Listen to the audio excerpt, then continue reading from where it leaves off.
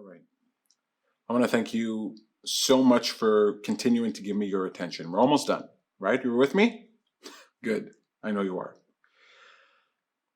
I can't tell you how much I appreciate you allowing me to give you the talk. Okay? I think we should talk about making the world a better place, about saving the world, about saving ourselves, about improving things. And if you haven't had that talk before, I'm glad that you're having that with me. All right, so the next thing I want to tell you about is something that is crucial. It's vital to my perspective. It's at the heart of Happy for a Change. It's a fundamental principle that I hold. It's a belief system. It's a way that I view the world. All right. I believe in a relational philosophy.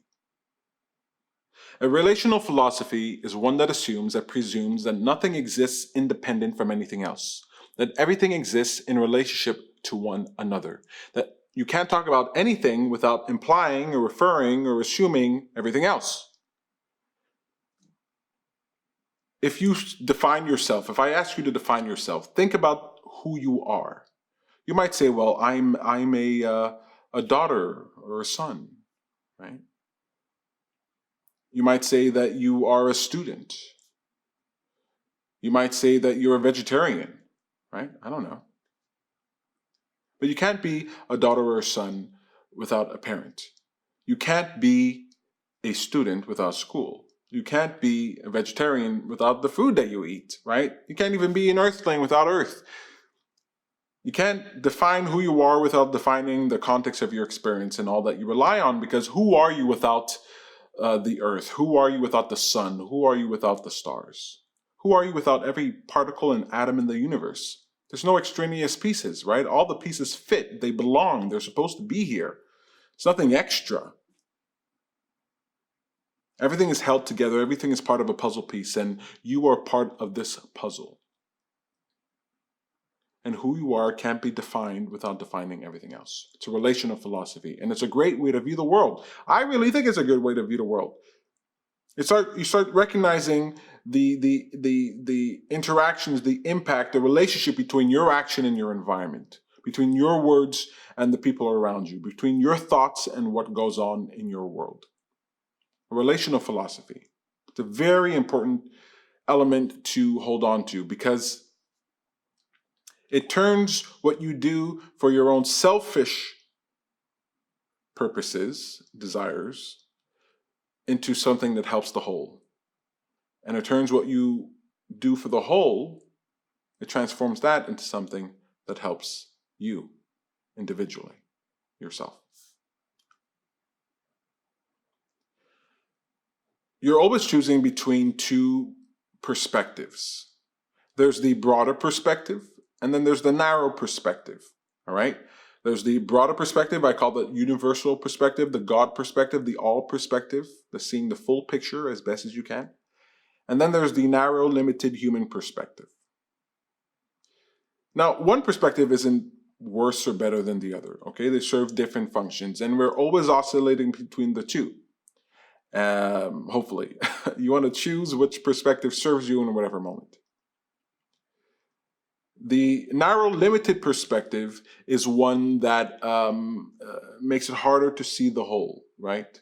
It gets you absorbed, it gets you fixated, it gives you that limited perspective, which can be good, right? If you go to a movie, you want what's called the suspension of disbelief, because you want the movie to fool you, all right? You don't want to be sitting there like I do, aware that it's just photons on a screen, that it's an edited production, that that person's not even in the same room as that, and that reaction shot is not the same time as this shot, and that CGI and cameras and mics and illusions, right? You want to lose yourself in the illusion, and the narrow, limited perspective allows you to disassociate yourself, to divorce yourself from the broader perspective and get absorbed in the narrow perspective.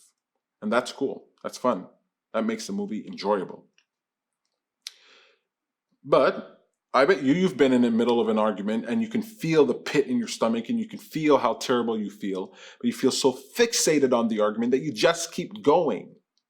You forget the larger context, the bigger picture, that one, the only reason my lover is arguing with me is because they value my opinion. They care about what I think and I care about what they think. And this whole conversation has as its foundation caring and love and desire to be understood.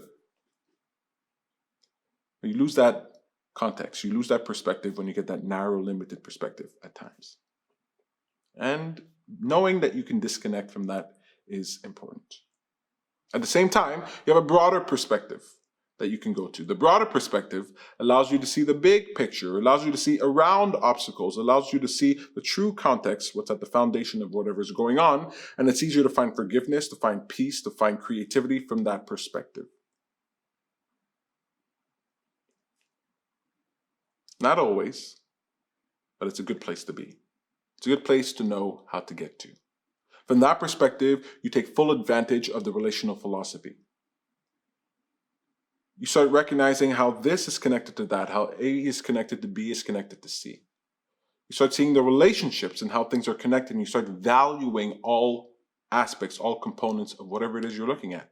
Because you recognize that this thing couldn't exist without that. And you're assuming that this thing couldn't exist without all that. The good people, they're good because they're bad people. And the bad people are bad because they're good people. And we are who we are because of all that is. Because we're shaped by what's happening internally and what's happening externally. Understanding that perspective, that relational perspective, that everything is intertwined, is important, especially since what we're doing with Happy for a Change takes place online, which is just a beautiful example of how we are intertwined, how we're interconnected, and how that can be used to our advantage.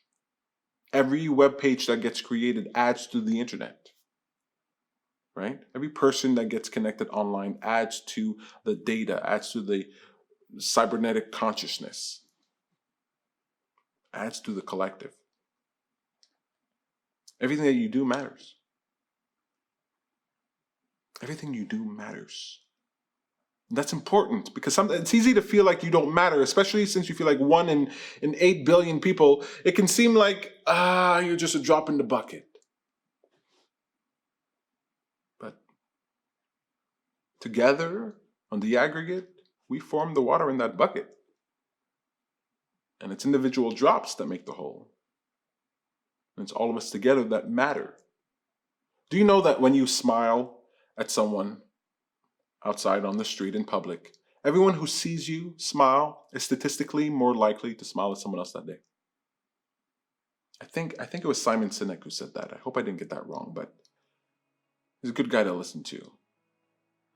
Statistically more likely to smile at someone else that day. Or if you help a stranger who drops something on the ground, everybody who sees you do that is statistically more likely to help someone else that day. Everything you do causes this ripple effect. Everything you do causes this ripple effect that you can't even see how far-reaching it is. It matters. Every day you are engaged in an economy that produces millionaires and billionaires and celebrities and famous books and all kinds of wonderful products and services. And we do that with the power of our attention. We do that because we are related to the world around us, that the economy doesn't exist without us. You matter. You matter. And that's another mission for Happy for a Change, to show you how much you matter, to feel your own power, to know that you are causing an impact on the world, to contribute to the legacy of humankind. It's important to feel like you matter. Sometimes you get a little bit of that when you're in love, when you find love and you're with someone and you're their whole world and you're their whole world, and it just feels wonderful to matter to someone. But you matter to the world, you matter to history, you matter to the future. The future is dependent on you. You're not separate from the future, you're connected to it, you are related to it, and everything you do today contributes to that future.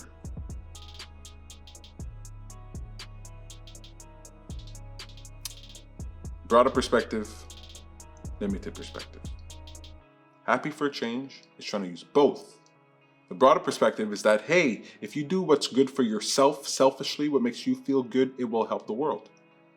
You're looking for ways to spend your time online. You're looking for that jolt. You're looking for dopamine. You're looking for serotonin and oxytocin. You're looking for those good feelings. You're looking for pleasure, and you're looking for purpose. You're looking for meaningful action. You're looking to do something that matters. And so you push this button, you join the audience, you become part of this tribe. You start giving your attention to great ideas and seeing that flourish. And man, you start feeling good. You do that all for selfish reasons, and somehow it helps the world.